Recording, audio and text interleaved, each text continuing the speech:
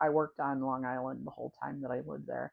In the last year and a half, well, before I found this job, I was happy at my job. I was working for an accounting firm, so it was fine but boring work.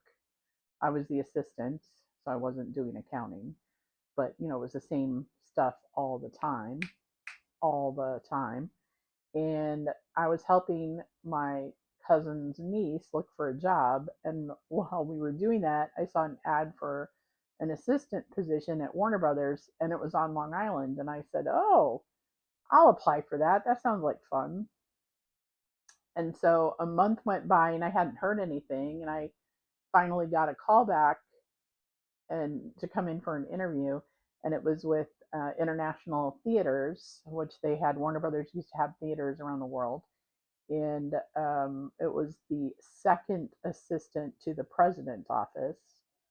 And um, I found out that the reason I hadn't heard anything was because they travel all the time, so they just took their time finding somebody.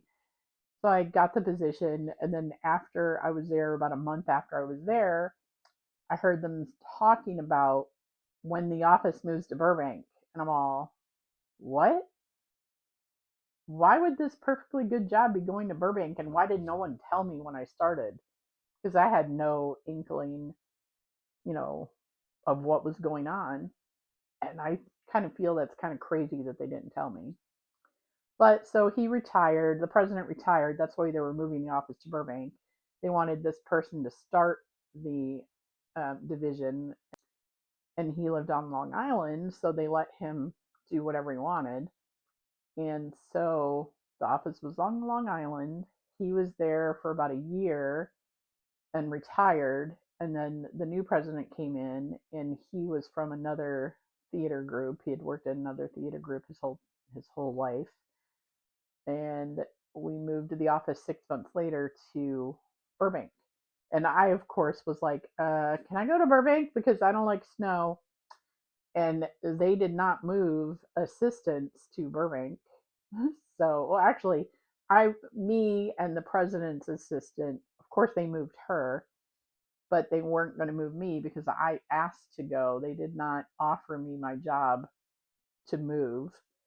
Um, so one of the VPs in our group was so kind, and they let me bring my stuff to their house, and they put it in their basement. I mean, I didn't have that much stuff. I lived in a one bedroom apartment that wasn't huge.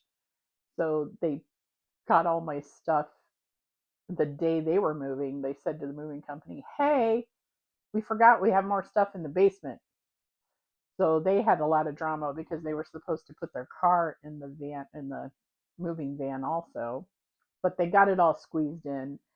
And I drove myself across the country to Burbank around Thanksgiving. Oh yeah, Thanksgiving, because I left Michigan. Well, I left New York and came to Michigan the week of Thanksgiving. And on Thanksgiving Day, I left there and I went to Chicago, and I stayed with my friend Annette and her husband overnight. And then Friday morning, I drove down to Texas. I drove the very first day, I drove 17 hours, which was, oh my gosh, crazy.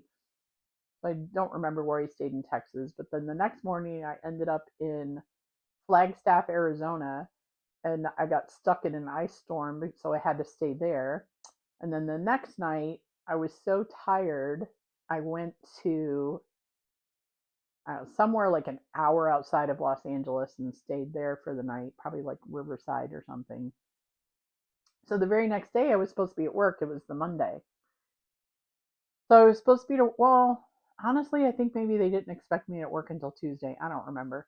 But so, I'm driving along the freeway. I get off the freeway, and I go up to the gate, and I tell them I'm starting work there.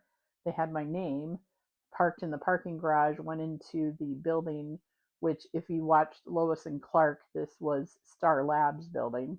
I'll put a picture of it here. I used to see him, Dean Cain, dressed in his little Superman outfit. We were on the fifth floor, and they would be filming down below. I would see him filming. So I guess maybe there's a celebrity in here. I have another Dean Cain story I'll tell one other day too, because this is going somewhere else. So the very first day, we were all there, and we went to lunch at the cafeteria. And so we all get our food and we go sit outside. And this is September. No, not September. This is November. Maybe it's December by now. I don't know. No, it's the Monday after Thanksgiving, so it was still November. At the table next to us was this group from this TV show that had just started in September of 94. It was the cast from ER. I don't know if I've talked about this yet. I have to write down, well, I can see what I've talked about. I don't think I've talked about this. But they were all sitting next to us, and I just couldn't eat my lunch because I was the only one at my table who knew all who they were because nobody else was watching the show. ER was an amazing show. And I went there a couple of times. I would always see them because, they filmed on the lot, and I walked around the lot at lunchtime generally. They would be playing basketball. They played basketball at lunchtime at the fitness center. It was outdoor half court.